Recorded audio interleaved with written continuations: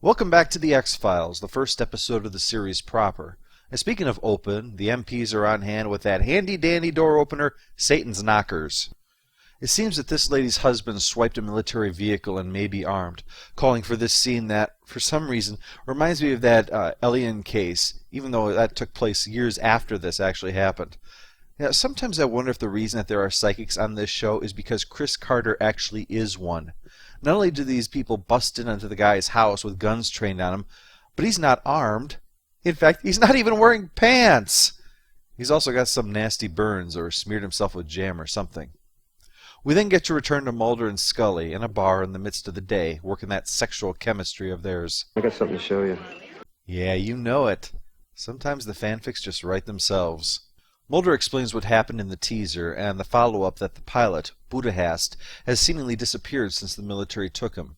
It's one of several disappearances, so Mulder wants to head to Idaho to check it out. And if he mentions Idaho, he's got to mention... So you and I are going to the Spud State to investigate a little kidnapping. Yep, the potatoes. Poor Picton, Idaho. All the stuff they got there and all anyone ever mentions is the potatoes. I suppose it's not helped that it looks like the state's the leftover bits after all the other states were done picking their boundaries. In the bathroom, Mulder has a run-in with a man who warns him to leave this case alone. But it's not a threat, it's a friendly warning from about the military, and their refusal to tolerate interference by the FBI, and that they've already prepared to storm in here and give Mulder a swirly. I can be of help to you. I've had a certain interest in your work. This guy is referred to by Mulder and Scully as Deep Throat, named after an anonymous informant who was in turn named after a controversial porn movie of the time when the Watergate scandal happened. Watergate's significance cannot be overstated, for it is because of that every minor kerfuffle has to have the stupid name with gate tacked on the end by media hacks. I'd rather brush my teeth with steel wool than listen to another Scandalgate announcement. Anyway, where was I? Oh yeah, Deep Throat reminds Mulder of his comment, but then disappears thanks to a strategically placed fat guy. But Mulder's not deterred by this warning, or even the guy watching his apartment, and heads into the heart of danger in Idaho. Did you know that Idaho is known as the Gem State? Anyway, Budahast's wife is worried about her husband, talking about the odd behavior he's shown over the years. He sprinkled tetramyl D all over his food. That's fish food flakes. Well, how else is he going to avoid a bacterial infection in his swim bladder? Duh! She takes Mulder and Scully to see another pilot who did make it back, but seems a bit simple, just sitting around making dry flies all day. Scully tries to put it all down to a simple inability to cope, but Mulder points out that these guys are supposed to thrive under pressure, that they never wash out of any program, the kind of guys that, if they were in Top Gun, would have kicked Tom Cruise and Val Kilmer's volleyball-playing asses. Maybe the military has some answers. You get the hell out of my yard. Well, with no help from Colonel Grandpa, they get ambushed by a local reporter. Mr. Mulder, do you believe the reports that the U.S. Air Force is attempting to crossbreed aliens with our delicious potatoes? Sorry, Idaho, even I can't help it sometimes. They check out the local diner for some info on the flying saucers, and like all good RPGs, the innkeeper has quest info and gives Mulder a map to where the secret military base is. Soon there's a strange light show going on, something that can't possibly be aircraft because of the way that they're moving, but impossible to be anything else either.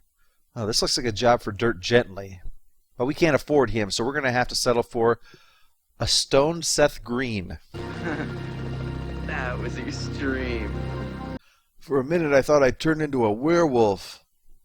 I'm sure you can explain what they were doing behind the fence on this top secret military base. We were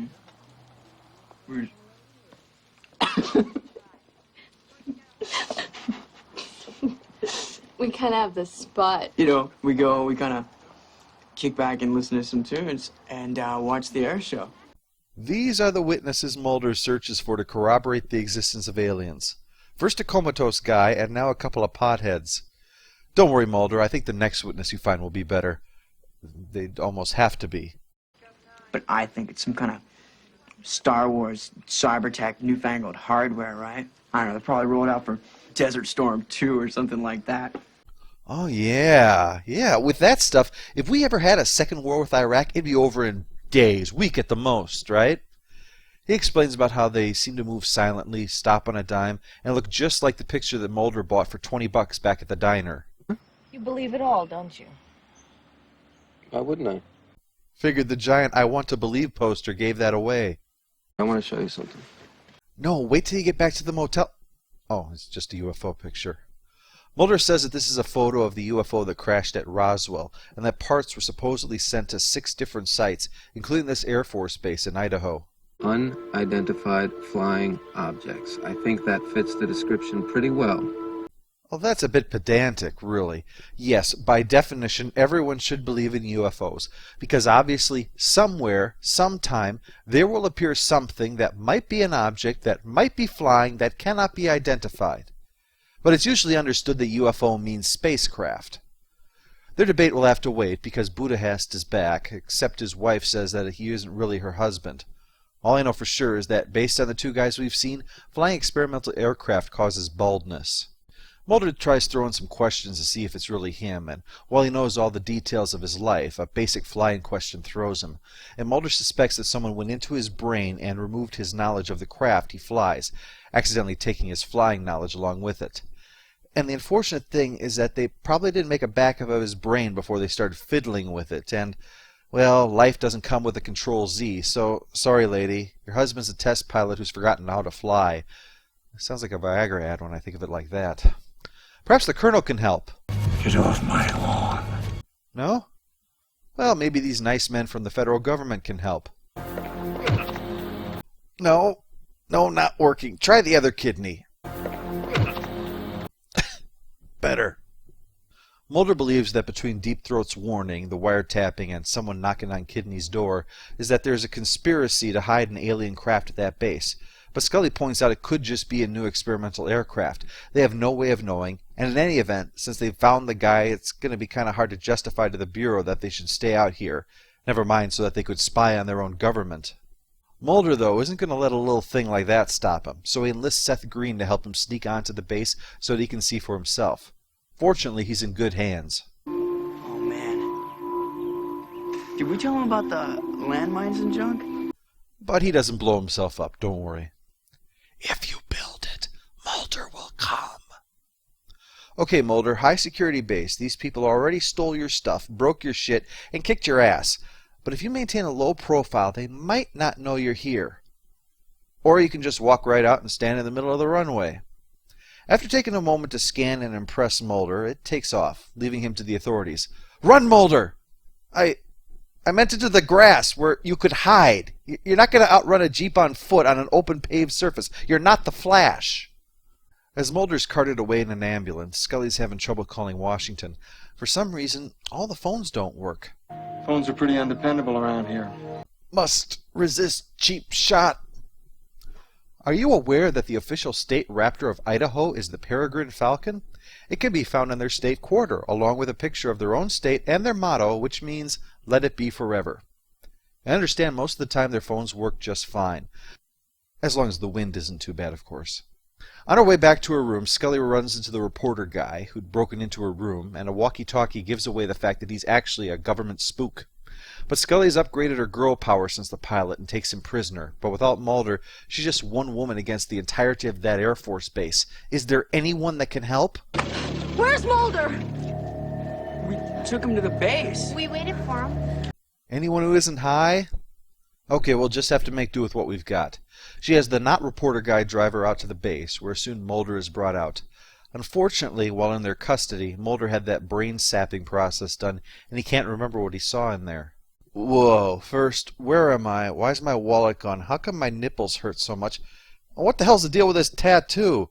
I don't know anybody named Thumper. They check in on Budapest, but it seems that they got to his wife, and Mulder's cheesed off. But Scully finally gives voice to her feelings. They must have threatened her That's and enough, Budapest... Mulder! We don't know anything. Anything more than when we got here. And that's what I'm going to write in my field report. Yeesh, no need to yell. Say, have you seen my tape measure? I just want to make sure my belly button's still in the same place. Scully closes out the report with her opinion. There's no evidence to corroborate Mulder's theory.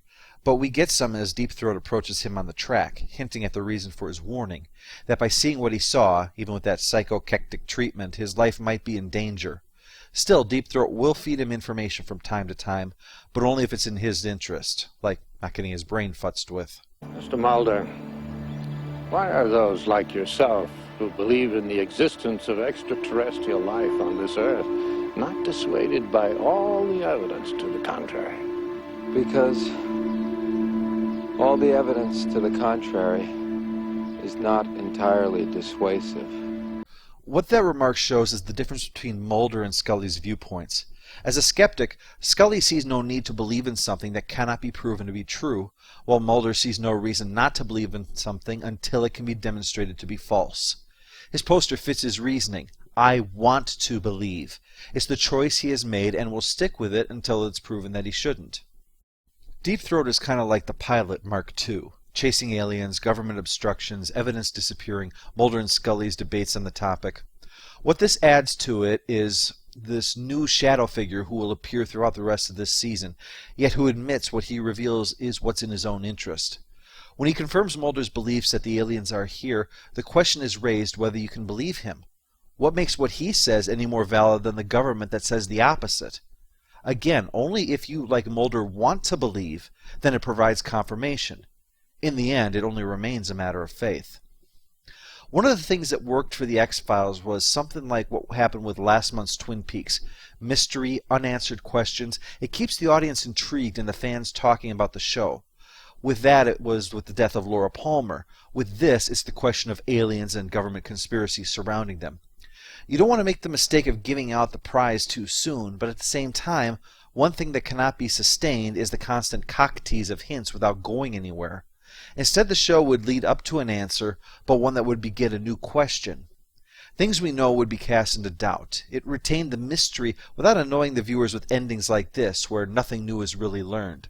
It works for the first couple of episodes, but people won't put up with it for years and years without getting frustrated. Eventually, some answers are going to be needed in order to avoid being annoyed. Next time, we'll slip into the holiday spirit with Squeeze, about a serial killer who can fit down your chimney even better than Santa. Ho, ho, ho.